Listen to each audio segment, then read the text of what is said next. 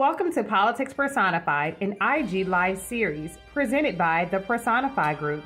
Our expert featured guest is State Representative Donna McLeod, who represents House District 105, and she's running for Congress in Georgia's 7th District. Let's get started. Hello, everyone. Good evening, everyone. It's good to be here. Yay. Right. Yay. And we have 2 more days of session for the 40-day session that we have in the state of Georgia to do the people's business and pass a budget for the state of Georgia. So I've got 2 more days, tomorrow and Monday, which is sine die. And that's the end of session. Doesn't mean that our work as state legislators end, because we do have constituent services. So I'm just, but I am excited about seeing this session, and it's been a pretty turbulent one. Yes, absolutely. Well, that's very exciting. We definitely appreciate you taking this time to speak with your constituents, to speak with everyone, because we have people from all over that are joining us. So we're really excited about this. Just 1 second, guys. You guys continue to tag your friends and make sure they log in. Okay, got a little bit of feedback, but that's okay. So Donna, how are you doing? What's going on? So it's been hectic. Yesterday was a pretty monumentous day.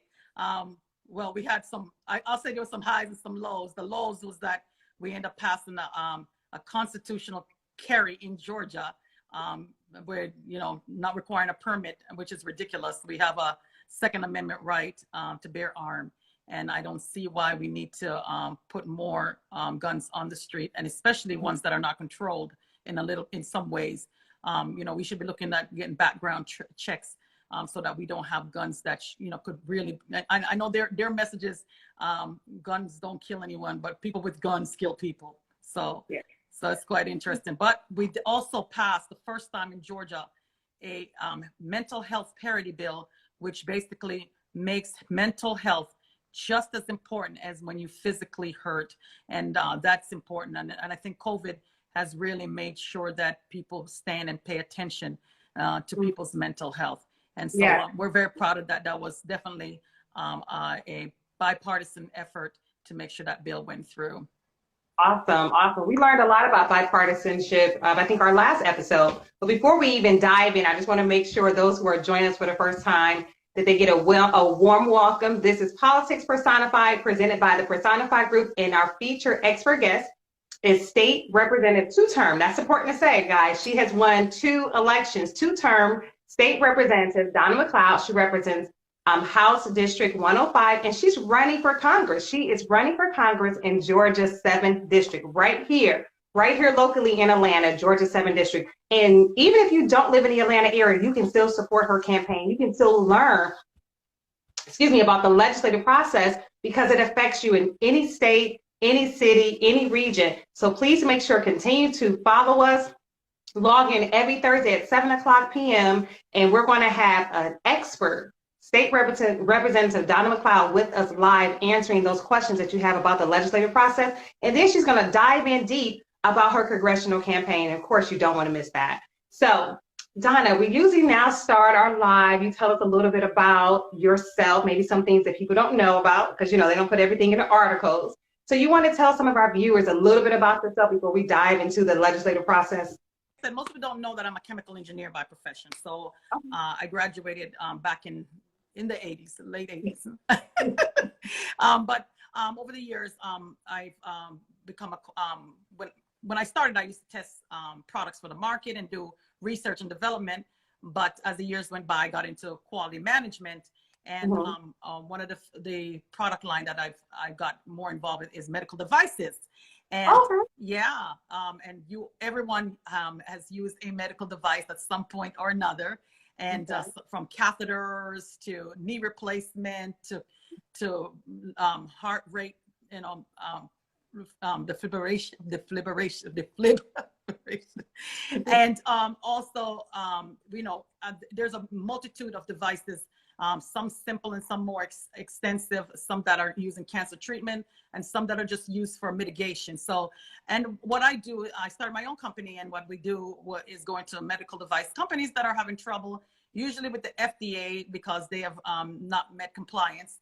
And so what I do is help them with their standard operating procedure, make sure their processes are are correct, so that they'll have a finished product that actually is safe for the consumer. And all of us are consumers, so it's important that people have good quality products to use once it gets to the market. So that's what that's something that somebody might not know about me, but that's something I did for over 3 decades. Oh, wow. Wow. Okay. Awesome. Awesome. All right. Well, we appreciate your time, Donna. We're not going to take too much of it, and we appreciate those who are joining us tonight. Again, this is Politics Personified with State Representative Donna McLeod. So we're going to jump in with some legislative learning, okay? So Donna is an expert in all things legislation, right? So Donna, talk to us about voting plans. Many people don't think about a plan when it's election season. Can you talk to us about why that's important? Yes. So making a plan to vote, because most of you know that there are different options and different ways to vote. And so the first thing I've been asking everyone to do is to make sure they go to mvp.sos.ga.gov. That's mvp.sos.ga.gov. Or you can go to vote.org, vote.org. And actually, when you get to that site, it'll actually take you to the Secretary of State website. So in the state of Georgia, and actually that vote.org can be used anywhere in the U.S. To make sure that you can check your voter registration status. And that's the first thing you want to do. Make sure you're still registered to vote, because we've had a lot of purging of our voter roll in the state of Georgia. A lot of people who have not voted in like 2 election cycles, they are taking them off the voter roll or putting them inactive. So you want to make sure, if you're in the inactive state, all you have to do is make sure you vote this cycle, and your voter platform will become active again. So check your voter registration status. If you're not registered to vote, please get registered to vote. And you can do that again through the vote.org. It'll have an option to check your registration status, register to vote. So get registered to vote. If you've moved, check your locations on once you get there. If you have moved, please update your status as to where you live now, so you can vote in the precinct that you now live in. So make sure you get it updated. You can do that online as well. The other thing is, check the accuracy of your voter registration form. I actually had a call yesterday telling me that somebody had their ethnicity was redesigned. They are Black, but their ethnicity says now that they're white. And so you want to check to make sure all of that is correct, because if you do vote in person and you are Black and your registration says white, they might turn you down from voting. So please check to make sure the accuracy, your address, your phone, your address, your date of birth, your polling location. Just check the accuracy of everything. And then, of course, get ready to vote, right? Right, absolutely. So early voting will start on May 2nd for the primary. For the primary, this is where you actually get a chance, an opportunity to choose which person you want to represent you on the November ballot in the party. And this is completely partisan, because you have to pull either a Democratic ballot or a Republican ballot. If you pull a nonpartisan ballot, don't expect to find all the candidates on that. All you'll find on a nonpartisan ballot is your judicial, and in the case of Gwinnett County, you'll find the judges as well as the school board candidates. Those are the ones that are considered nonpartisan. You want to actually get everybody, including the judges and the school board members. Just pull either a Democratic or a Republican ballot. You'll get every candidate that is on the election ballot. The next thing, now let me pause you for a second, Donna. I want to go back to that voter plan. You mentioned how you had a situation where someone whose ethnicity was misplaced, right? So how much time should one plan to make sure that their voter registration is updated? So early voting starts May 2nd. So do they need 5 days, 2 weeks? Can you kind of give us a timeline as to how soon they need to plan for this, so if something comes up, it can be corrected and they won't be delayed in voting? As soon as you do check things, immediately, if there's anything wrong, make sure you get it corrected. In order to vote in this particular election, you have to be registered to vote by April 25th. I believe that's the deadline to vote in this election. Once this election is over, then there'll be another opening date for registering to vote for the next election. But for this election, April 25th, I believe, is the deadline.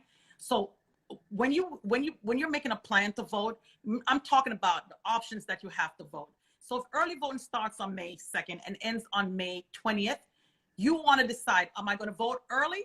Then you want to make sure that you make a plan to vote at least within that time frame of May 2nd to May 20th.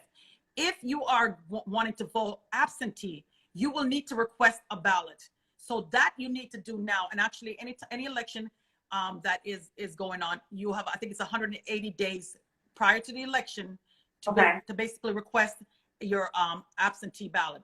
Again, that's the request the ballot. So you fill out the application and then you send that into your board of elections or the Secretary of State, and a ballot will be sent to your home. So that is the absentee ballot process. It's not vote by mail. It's absentee because you actually have to request the ballot to come to your home. So once. So can you give us an example of someone that would benefit from an absentee ballot? Because some people will think, oh, you know what, I just don't feel like going to the polls. Is that someone that actually would benefit or that you would encourage to get an absentee ballot? Is there a category that someone would fall under? So for absentee voting, most of the time, it's usually people that are immobile, but we have no reason absentee voting. So, but you just have to request it on time, and you have to make sure that you get it before, because you don't want to leave it to the last minute, because then, you know, you have to fill it out, put postage on it and mail it in, and then hope that your ballot is counted if you don't get it on time. So the earlier you actually make this plan to do absentee voting, is the earlier you will actually have the ability to vote absentee. And then, of course, the last part of that plan, if you choose to, is I encourage everybody to vote early, because especially as a candidate, we like to be able to bank those votes early. Yes. But if you are one of those people that absolutely do not like to vote by using absentee, or you absolutely do not like to vote early, then the last day to vote will be May 24th. Again, you know, that's always kind of makes you kind of queasy, because if something drastic happens on May 24th, like we got, you know, rain or power outage, right? Outage. You know, anything can happen. So usually, you know, I like doing, I actually, since I've been voting, I have never voted at my polling location. I've always voted early. And last year I voted absentee. You can also track your voting process on that mvp.sos.ga. You can actually see your voter status as you voted. So once you voted, it should be uploaded into that space, and you should be able to see that your ballot was either was received, or if you vote in person, it will tell you that you've already voted. So that those are the plans. And again, the last day to vote for the primary will be May 24th. May 24th. Okay. All right. Awesome. So let's just recap this. First, check your voter registration on mvp.gov. mvp.sos. So let me tell you what it means. You guys got that? I hope you guys are taking notes, because I'm not able to. Yes, so MVP means my voter page. .sos means the Secretary of State. .ga, which is Georgia. .gov, which means the government site. But you can also skip all of that and just go to vote.org. The reason why I give you both is because if you want to go directly to the Secretary of State, MVP will take you directly to Georgia's Secretary of State website. If you go through vote.org, it has to basically redirect you, because it encompasses all 50 states, and I think maybe the territories as well, but all 50 states. So it will read by, when you put in your zip code, it will take you to the Secretary of State's office. Okay. All right. Awesome. Makes sense. Okay. So you check your registration status as early as possible. Early voting is May 2nd. And so you want to make sure that if there's any discrepancies, it could be ethnicity, it could be age, it could be your date of birth. Yeah. You don't want to be stopped at the polls. So that's really critical to make sure that you do check as soon as possible, so that anything can be rectified if necessary. All right. So that's the first step.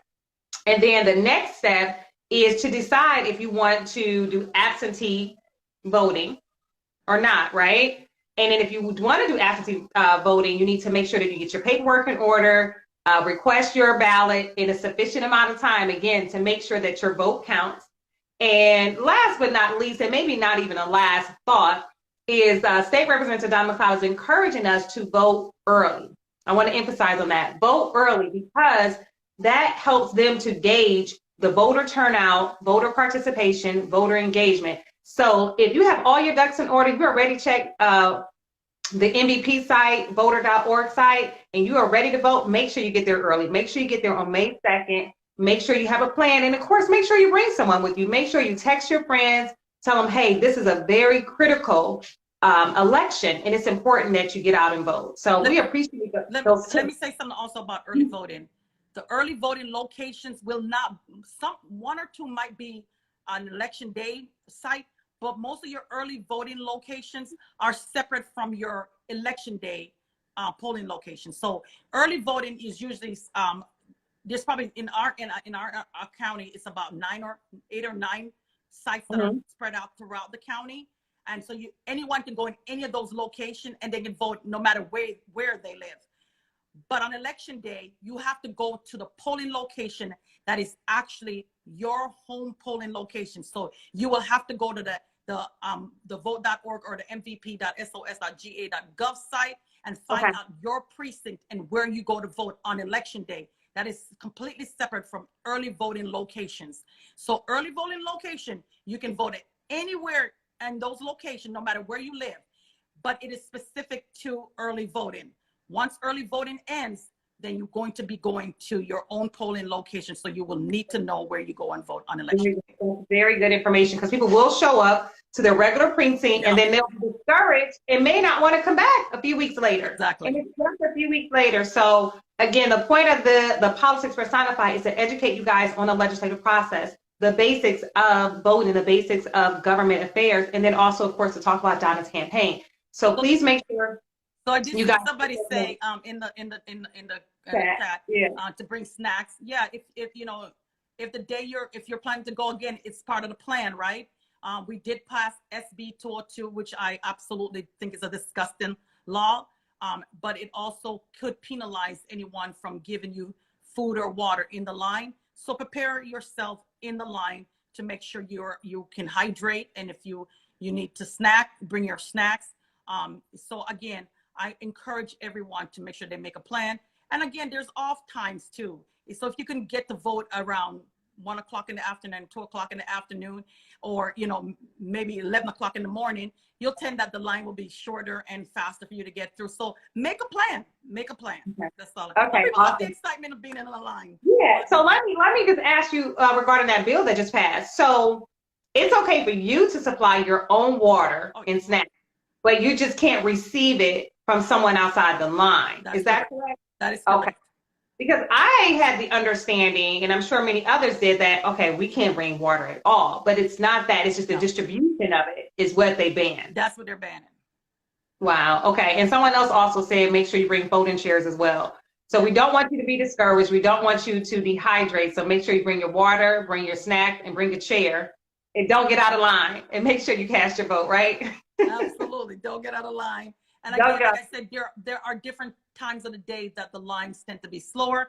Obviously, the first 2 days of early voting usually gets people excited and they want to go out early. So the lines tend to be longer. So, again, make a plan. Just make a plan. Absolutely. I love it. Okay. So we're going to switch gears because we're at that halfway point.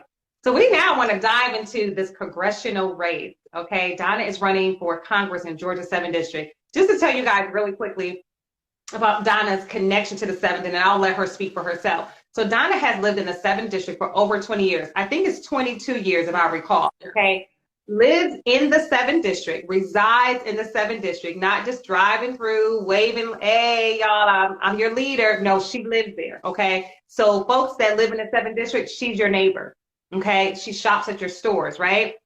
Not only that, she raised her daughter in the 7th District, okay? And now she's helping to raise her grandson in the 7th District. So Donna represents the 7th District. And as we all know, representation matters, not just when it comes to ethnicity, not just when it comes to gender, but it matters within your community. It matters to have someone in an elected position that represents you, that represents your ideology, that understands the need within your community. So I just wanted to give that background that, hey, this is a candidate that actually lives in the 7th District, and she's running to continue to represent Georgia's 7th District. So I want to go right in, Donna, because I know people want to know, hey, we know you live in the 7th District. We hear that. That's awesome. We love the representation. talk to us about the impact that you've had on some legislative issues that's been going around, like Build Back Better. I know you've had an impact on that locally. Can you talk more about your impact and what you have done and how you're going to continue to do that work in Congress? So one of the things I want to make clear about when you stress the fact that I live in a district. Yeah. What is important is that my opponents cannot vote for themselves because they do not live in the district, and that is just a fact.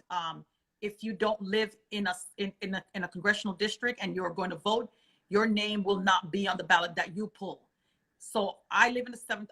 The ballot that I pull will have my name on it. But my opponents, when they pull their ballots, whatever congressional district they live in, their name is not on that ballot. So that's very important. And I think representation does matter. Over the years, because I've been here for the last, and actually this is my 22nd year in the same house. Because I've been here and I know the small businesses, I know the businesses in my area. During COVID, it was really a difficult time. And even before, obviously, Build Back Better did not pass. But even without that, you know, we have to keep on making sure that our community is always building back better. And so one of the things is I help a restaurant and a beauty shop, a couple of beauty shops to stay afloat.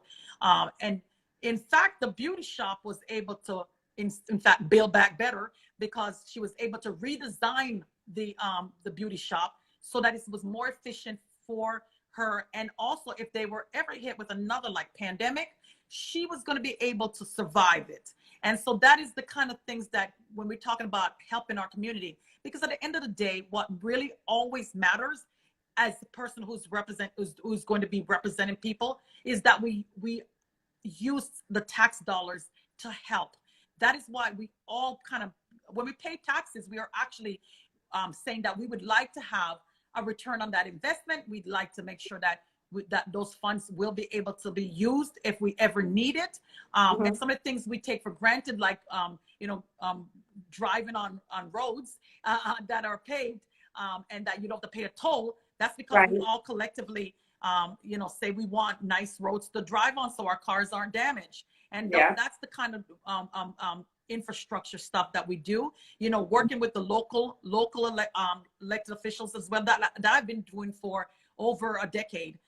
Making sure that our commissioners, mayors, and city council people are all working to make sure our constituents are getting what they need. And each branch of each different layer of government has a role.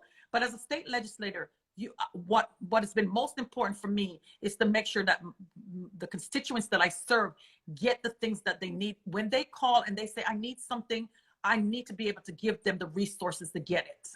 Right. Absolutely. Okay. So you've done the work. You've done the work in the district well over 4 years because you were serving behind the scenes, right?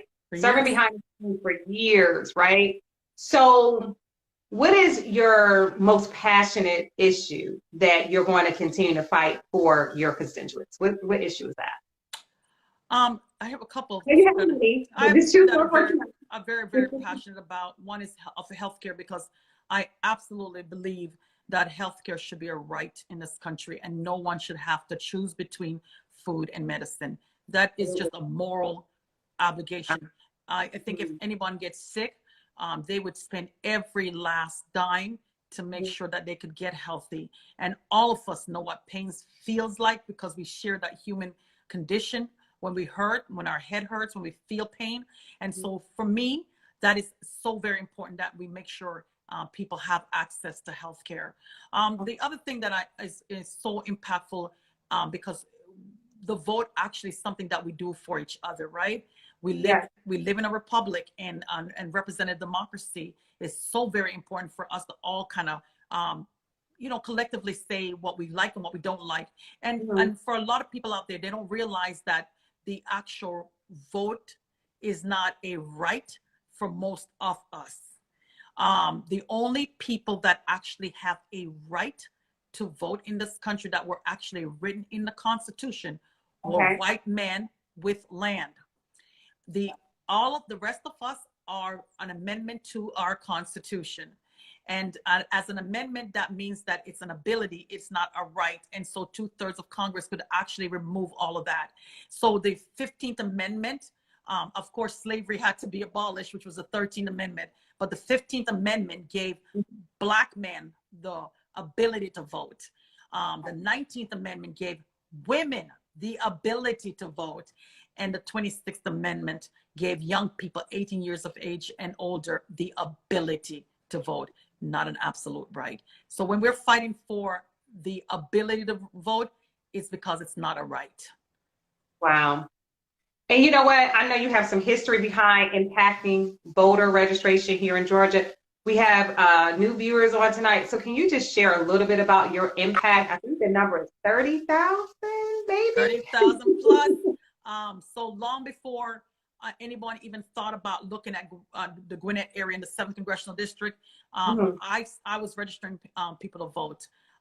In fact, I started a nonprofit organization called CANI, Community Action Network Initiatives, and that is a civic organization. We've registered over 30,000 people. But not only that, early voting, extended early voting, fought for that by making sure that I went to the Board of Elections meeting every 3rd Tuesday of the month for over a decade to make sure some of the changes that you see here on voting that we have.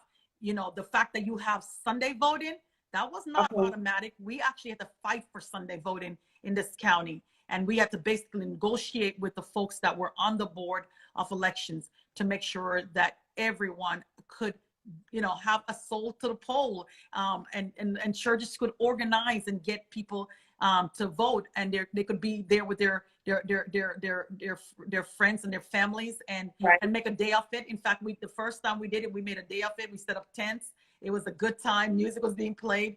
So again, you know, that is a very important ability to be able to vote on Sunday, because a lot of us, you know, work all week, don't have the opportunity. And that's why we even pushed on early voting, because we've got people that work, you know, 7 days a week.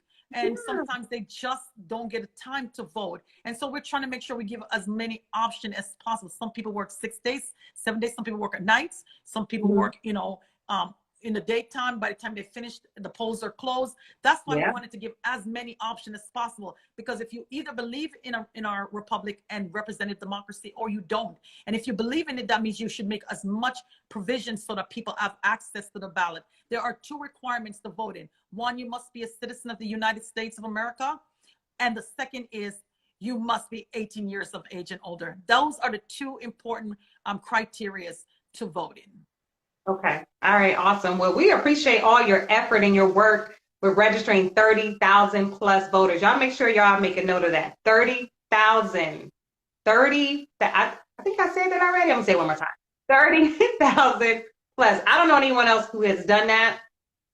I don't know anyone else on this congressional ticket that's doing that or done that. So you guys do your homework. Keep joining us every week. Keep learning. Someone said, I never heard the breakdown of the amendments like that before with voting rights.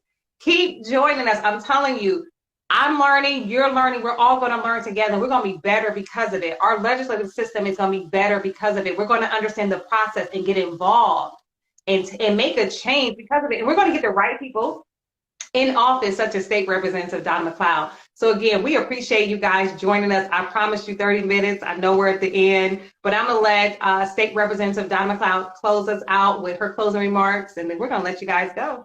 Thank you. And thank you all of you that joined us. Please visit my website at www.donnamcleod.com. That's DONNAMCLEOD. It sounds like cloud, but it's spelled MCLEOD.com. Visit us, and we'll be back next week, and we'll be giving you more information so you can use it. Because the more you know is the better you can make decisions. And knowledge is the most powerful thing we give to ourselves, but the vote is the most powerful thing that we give to each other. Absolutely. I love it. I love it. I love it. All right, you guys, you heard it from the expert, State Representative Donna McLeod. She currently represents House District 105 here in Georgia, but she's running for Congress in Georgia's 7th District. Please make sure to visit her website. Please support her campaign. Please donate. Please tell your friends. Everybody knows somebody lives in Atlanta, and you never know, they might live in the 7th District. So make sure you tell your friends, and we will be back again next week at 7 p.m. here on IG Live. We appreciate you guys, and have a good night. Good night. Night. Good night, everyone.